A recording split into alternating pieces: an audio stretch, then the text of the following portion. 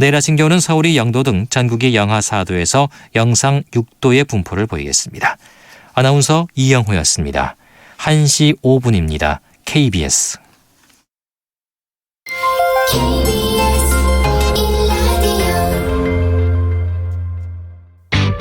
야, 왜? 점심시간에 뭐하냐? 자야지. 야, 그러지 말고 이거 한번 들어봐. 뭔데? 지금 당장 라디오를 켜봐. 나른한 오후 깨울 시사 토크쇼. 모두가 즐길 수 있고 함께하는 시간. 유쾌하고도 신나는 시사 토크쇼. 오태훈의 시사본부. KBS 라디오 오태훈의 시사본부 2부 시작합니다. 청취자 여러분들의 참여 기다리고 있습니다. 샵 9730 우물정 9730번으로 의견 보내주시면 되고요. 짧은 문자 50원, 긴 문자 100원, 어플리케이션 콩은 무료로 참여를 하실 수 있습니다. 또 팟캐스트 콩 KBS 홈페이지를 통해 다시 들으실 수 있고요. 유튜브를 통해 생중계됩니다. 일라디오 시사본부 이렇게 유튜브 창에 검색하시면 영상으로도 만나실 수 있습니다. 매주 금요일 2부에는 한 주 동안의 언론 보도를 분석하고 비평하는 시간입니다. 정상근 알파고의 와치독 준비되어 있습니다.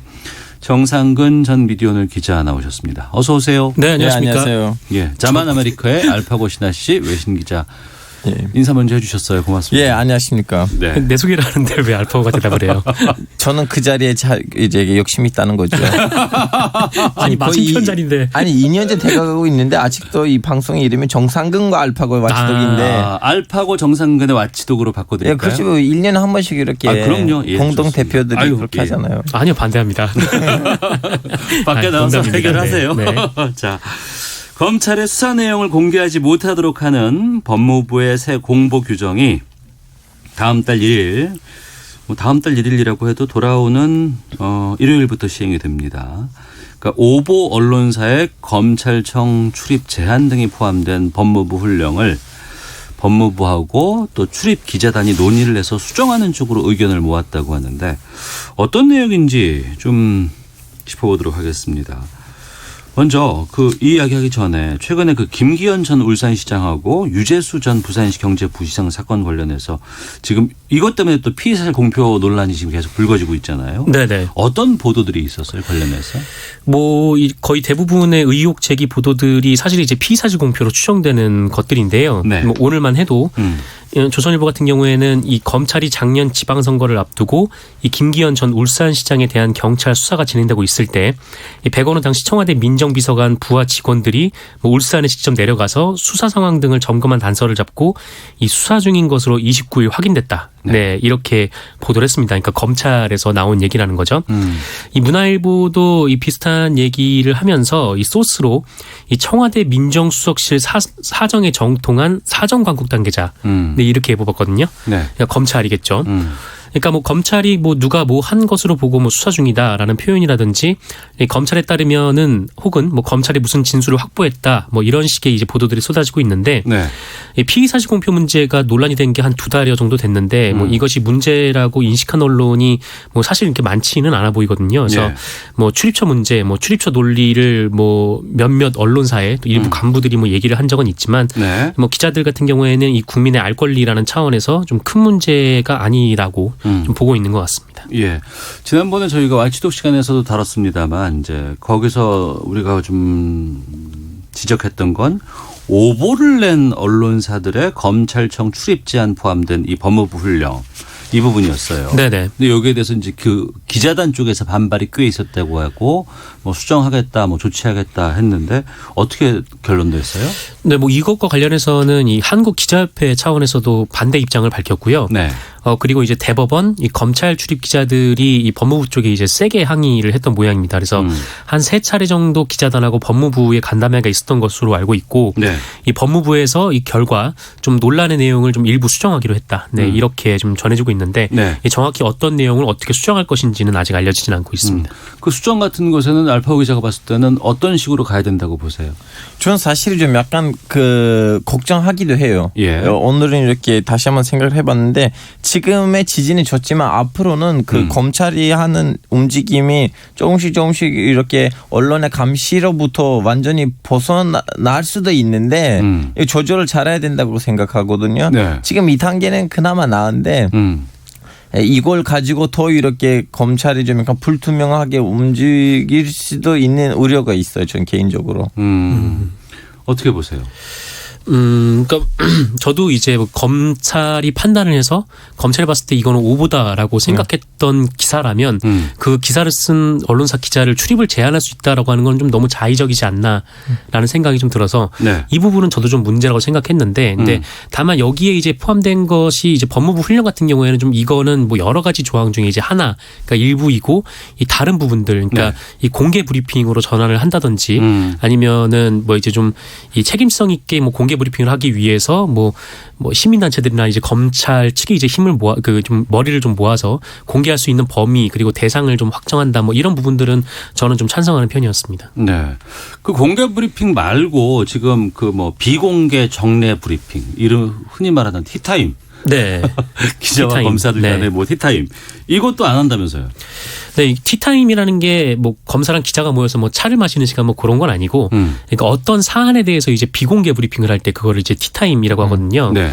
그러니까 기자가 어느 정도 정보를 알고 있어야 이 정확한 보도를 할 수가 있는데 이 검사를 개별적으로 접촉하기가 좀 어려우니까 네. 좀 그 지휘 라인에 있는 그 고위 검사들을 상대로 좀 이제 만나는 시간을 갖고 여기서 이제 질문과 응답을 하는 좀 그런 자리를 이제 티타임으로 하는데 근데 이게 좀 부작용이 있었던 게 그러니까 뭐 검찰의 수사 방식을 감시할 수 있는 효율적인 장치이기도 했지만 네. 이 비공개를 전제로 이런저런 수사 과정을 좀 얘기를 하다 보니까 이 수사와 관련된 사안들이 좀 언론을 통해서 좀 흘러나왔던 부분들이 있었던 것이죠. 그러니까 이걸 이제 피의사실 공표라는 이제 부분인데 네. 그러니까 피의자 인권이 또 이 과정에서 훼손된다라는 또 그렇죠. 지적도 좀 오랫동안 있어 왔습니다. 어떤 경우가 있었어요? 보면은. 이제 정확하게 지금 사례를 들어는 것보다는 이런 거예요. 예를 들면 그 사람이 그 문제를 그 죄를 안 치를 수도 있었는데 네. 먼저 언론에 나오다 보니까 그 사람은 왠지 그걸 했다는 식으로 인식을 받아서 아무리 그 법정 과정이 끝나고 이제 무죄가 나온다고 해도 그 사람은 그 이미지가 남거든요.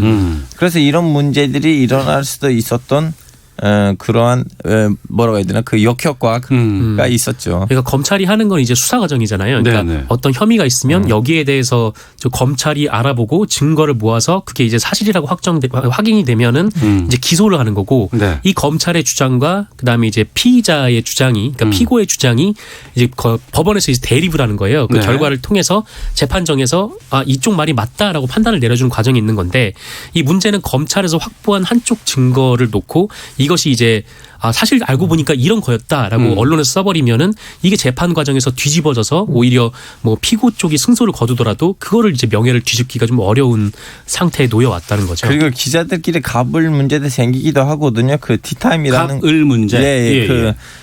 그 티타임에 들어가는 기자들 보시면 주로 좀 약간 주류 매체의 기자이라든가 아니면 그 지역에 있는 강력한 지방 신문의 기자인데 나머지 작은 언론사들의 기자들은 그렇게 큰 힘을 이렇게 발휘할 수가 없었어요. 네. 예전에 그것 때문에. 그러다 보니까 그 좋은 기사들이 항상 큰 매체들에 나오고 작은 매체들이 이렇게 좋은 기사들 안 나오는 그런 좀 약간 문제를 일으키는 제도이기도 했어요. 저도 네. 그 점이 좀 중요하다고 생각을 하는데 지금 언론에서 이 티타임 폐지에 대해서 굉장히 좀 반대를 하고 있어요. 아 많이 반대해요?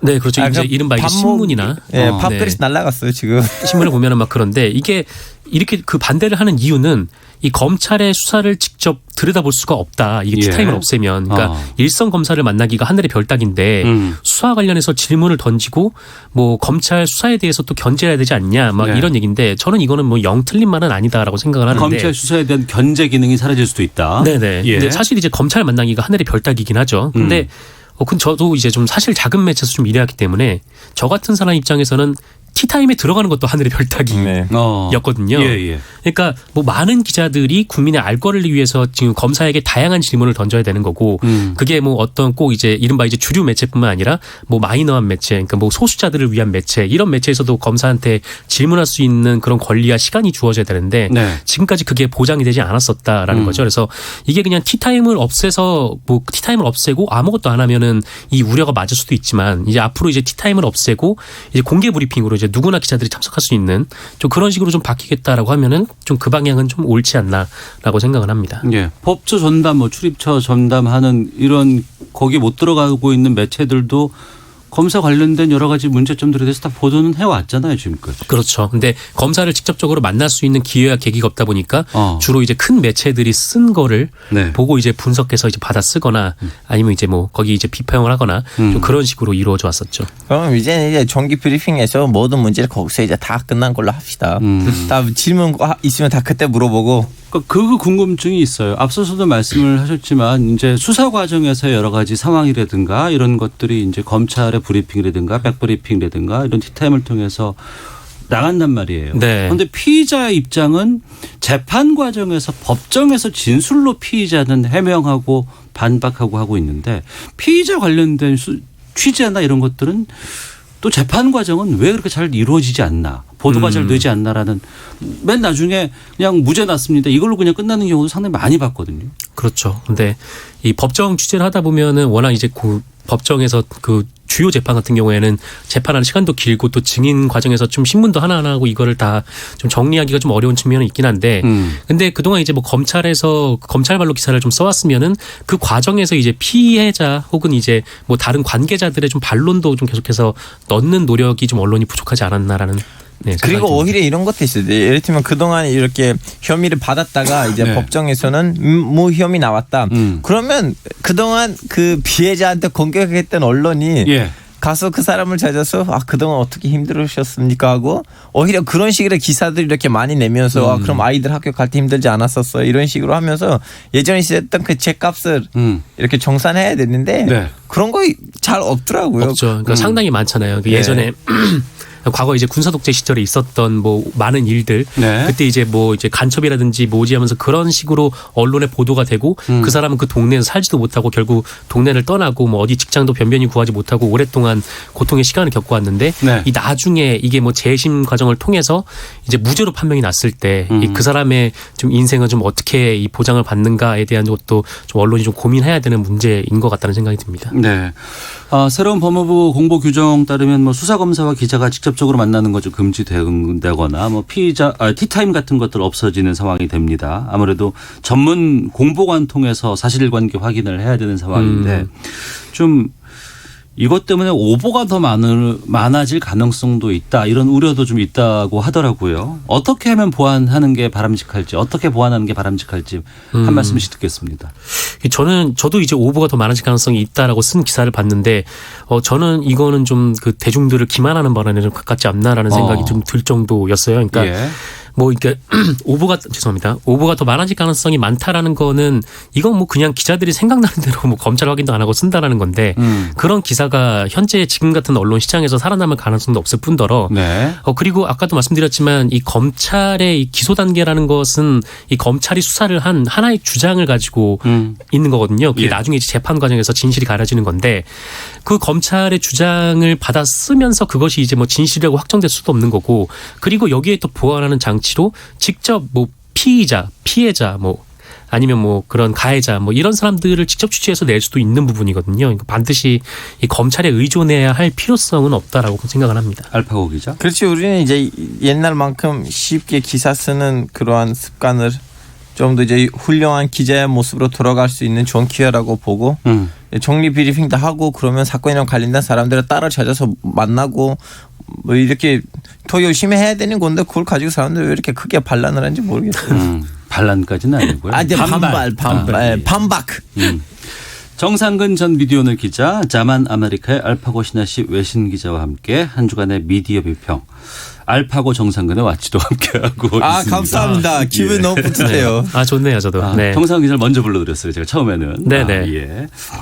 자, 다음 주제로 가겠습니다. 최근 그 조건부 연장된 지소미아 관련해서 여러 가지 일본 언론 쪽에서 보도가 좀 쏟아져 나오는 것이 있습니다. 그런데 이게 좀 잘못된 것들이 꽤 많아서 진실 게임 논란이 좀 있었는데 이 일본 언론들 정리를 좀 알파고 기자가 해 주시죠. 이제 우리나라의 일부 언론들을 보면 이런 기사들이 나왔거든요. 일본이 완벽한 승리를 거뒀다고 일본 언론에서 보도가 나왔다. 네. 이런 식으로 하는데 살짝 북한식 아니에요? 그거 방금? 죄송합니다.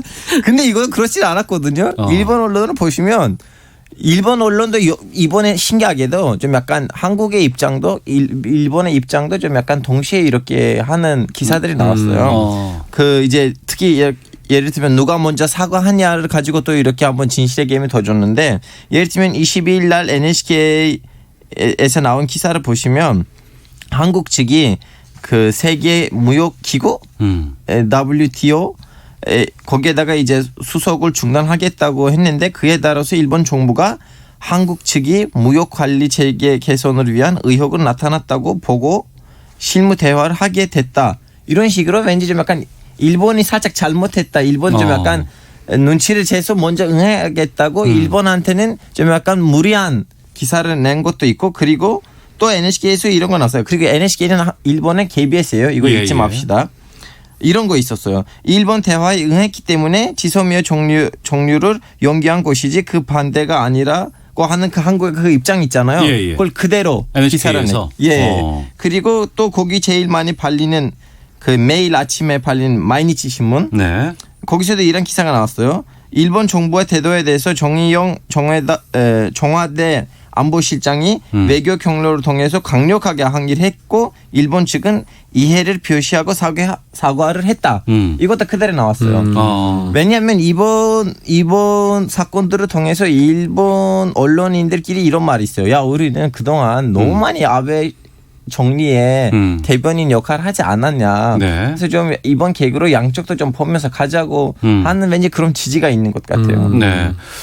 일본의 혐한 분위기가 상당히 좀 많아졌다고 얘기를 들었고 특히 이제 일본의 이제 아침에 무슨 뭐 시사 프로그램 방송 특히 방송 쪽에서 이런 것들을 패널들의 입을 통해서 많이 전달을 한다고 하는데 최근에 보면은 방금 말씀해 주신 것처럼 뭐 여러 가지 뭐 아사히라든가 마인치 신문 쪽에서 한일 양측의 입장을 좀 공정하게 전달하려고 하는 편이다. 이런 모습도 있겠지만 그래도 아직도 극우 노선을 갖고 있는 뭐 일부 언론들 분명히 존재를 할 것 같고. 그런데 최근에 그 일본의 신문노조연합위원장이 일본 언론이 국익 우선으로 아베 정권 쪽 이야기만 전달하고 있다. 이런 비판을 했다고 하면서 그러니까 자성의 목소리가 좀 나오고 있는 것 같아요. 네, 그러니까 뭐 말씀하신 대로 일본의 신문노조, 그러니까 우리나라로 치면 이제 언론노조랑 좀 비슷한 단체인데, 그러니까 그쪽에서는 이렇게 얘기를 하는 거죠. 그러니까 일본 정부의 문제점이나 좀 약점을 다루려고 하면은 그 정부 쪽에서 이제 뭐 국익을 해친다, 뭐 이런 식으로 이제 대응을 해왔다, 뭐 그렇게 얘기하는 이제 정치인과 관료인들이 있다, 뭐 이렇게 주장을 했던 거죠. 뭐 그러면서 뭐 본인들 뭐 그쪽에서는 뭐 국익이나 뭐 내셔널리즘이 좀 득세를 해서 좀 진실을 알리는 보도가 좀 우리가 지금 못 하고 있는 거 아닌가, 좀 이런 자성하는 목소리도 지금 일본 언론계 내부에서도 좀 나오고 있는 상황이고 또 지금 뭐 이 언론 신문 노련의 얘기 측이 이제 사실이라면 결국 이제 정부 고위 관료, 그러니까 일본의 뭐 정치인들도 뭐 언론에 대해서 좀 이런저런 협박을 하고 있다는 것도 지금 그게 또 먹히고 있다라는 얘기가 되는 거잖아요. 근데 우리나라였으면 그 발언 그대로가 또 언론에 나왔겠죠. 근데 지금 일본에서는 그런 상황이 아니니까 기자들 내부에서도 좀 자성의 목소리가 있는 것 같습니다. 그러면 이거 이제 배경으로 좀 약간 비교를 하자면 지금 한국의 배경하고 일본의 배경 다르거든요. 달라요? 예, 일본 한국하고 일본이 이제 출발하는 1946년으로 잡고 이제 출발한다고 친다면 일본에서 그동안 이제 보수 정당이 정권을 잡고 그동안에 무슨 이렇게 좀 민주화 활동 그런 거 없었거든요. 일본 없었습니다. 그렇죠.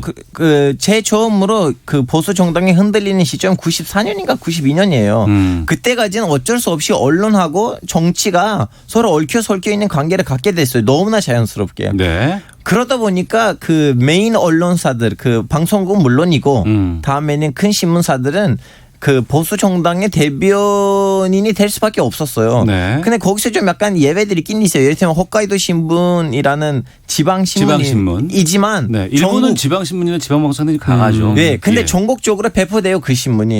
근데 그 신문 오래전부터는 항상 좀 약간 한국의 입장에서 기사를 너무 많이 냈기 때문에 큰 비판을 받기도 하고 다음에 또 오키나와에 나오는 지방 신문들도 나름 이제 한국 입장에 가까운 기사들을 냈지만 이제 이번 계기로 관계가 너무 많이 흔들렸기 때문에 기자들끼리도 와 이번에 너무 간 거 아닌가. 그래서 우리 이제 약간 지식인으로서 먼저 좀 약간 소리를 내자는 식으로 움직임이 있는 것 같아요. 특히 아베 정권 이후에 이런 그 국익 강조하는 기사들이 일본에 상당히 많아졌다면서요? 네, 그러니까 이 원인을 보면은 뭐 일본 기자들 내부에서도 이런 얘기가 나오는 게 첫 번째는 아까 말씀드렸던 대로 이게 뭐가 비판 기사만 쓰면은 정부 쪽에서 너네 반일 아니냐, 뭐 지금 뭐 국익을 해치는 거냐 이렇게 나온다는 게 또 하나가 있는 거고 일단 두 번째는 일본도 이 출입처 문제가 좀 심각한 모양이에요. 그러니까 좀 일본 노련 뭐 신문 노련 쪽 얘기를 좀 들어보면은 이 최근에 이제 아베 총리가 뭐 벚꽃 모임 그게 논란이 좀 되면서 네. 그게 막 이제 그 총리실 관저에서 뭐 문서도 파기하고 또 거짓말하고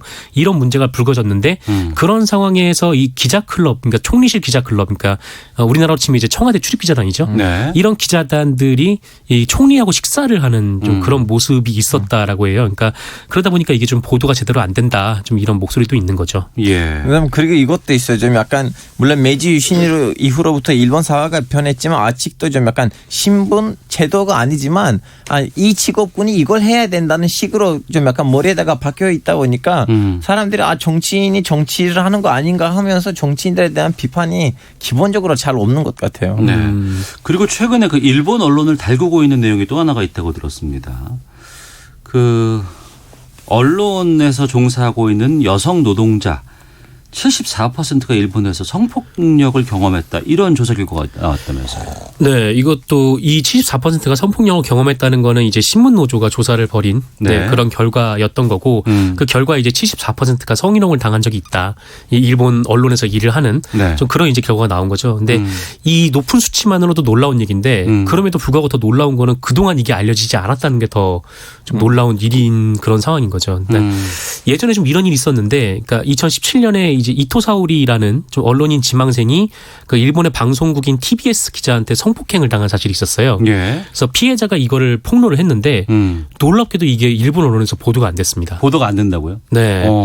뭐 이렇게 제대로 이제 알려지지도 않고 확산도 안 되는 좀 그런 상황이었습니다. 그래서 이게 오히려 이 문제를 제기를 하고 이 문제에 대해서 집중적으로 취재를 한 데가 어디냐면 영국의 BBC였거든요. 네. 근데 그만큼 일본 언론 사회에서 여성들의 인권에 대해서 좀 생각해 볼 만한 문제이기도 하고 또 이게 그냥 단순히 일본 여성들이 이렇게 대접받고 있다의 문제를 넘어서서 예. 이 일본 사회가 우리 이제 위안부 문제를 또 어떻게 보고 있는가에 대한 그렇죠. 하나의 단초도 될 수 있는 부분이기도 하고 그렇습니다. 왜 이런 부분에 대해서 일본 언론들이 그렇게 침묵하고 이게 어떤 문제가 있다고 보세요? 알파고 기자는? 일본 언론인들은 먼저 뭐라고 하면 그럼 나머지 업계에 있는 사람들이 우리 혼나요? 같이 한 거 아니었어? 너네들이 왜 먼저 배시 때리냐? 서서 암암리의 그런 좀 약간 배경적인 약속이라고 해야 되나요? 자, 앞서서 그 정상훈 기자가 말씀하셨지만 그 일본 그에서 여러 가지 그 여성에 대한 문제점들 또 최근에 보면은 그 1991년 위안부 존재를 처음 알린 김학순 할머니 관련해서는 일본에서도 상당히 그 개개인들이 노력으로 이걸 알리고 보도하고 그런 노력들로 인해서 일파만파 좀 커져가는 부분들이 좀 있었거든요. 보도를 했던 기자가 혹독한 비판을 받았죠. 일본 내부 사회에서. 예. 그 기자도 있었고 최근에 여성 기자 성폭력 사건까지 일본이 보면은 좀 여성 성폭력 문제에 있어서 상당히 좀 오랜 기간 침묵해 왔던 것으로 좀 보이는데 일본 언론들의 좀 이러한 데는 인식 변화가 좀 이제 한일 갈등 푸는 방안에 좀 하나의 열쇠가 되지 않을까 싶은 생각이 있기도 해요. 네, 그래도 최근에는 좀 변화의 조짐은 있다라고 하더라고요. 그러니까 이 지난해 4월에 이 TV 아사히 기자가 네. 이 일본 재무성 사무차관한테 성희롱을 당한 사실이 있었는데 이거를 폭로하면서 이제 일본 사회에서도 좀 미투 운동이 좀 이렇게 크진 않지만 이제 계속 좀 나왔었다라고 하더라고요. 근데 좀 이런 운동이 좀 널리 퍼져야 좀 말씀드린 대로 뭐 일본에서도 위안부 피해에 대해서 좀 더 심각하게 바라볼 수 있는 사회적 분위기가 좀 조성이 되는 거거든요. 예. 사실 우리 언론계에도 좀 이런 일들이 좀 난무한데 좀 우리 역시 좀 덮고 쉬쉬 지나가거나 예. 아니면 좀 오히려 이제 피해자를 공격하는 일이 좀 다반사인 경우를 저는 꽤나 좀 많이 봤어요. 좀 언론 비평 매체에서 좀 일을 하면서. 네. 그래서 뭐 일본도 그렇지만 이제 우리도 조금 뭐랄까 하여튼 이 피해자를 좀 2차 가해를 하고 좀 가해자를 좀 두둔하고 혹은 사건을 좀 키우지 말라는 식으로 이렇게 억압하는 문화가 좀 근절이 돼야 네. 더 나은 세상이 되지 않을까 좀 그렇게 생각이 듭니다. 알파고 기자는?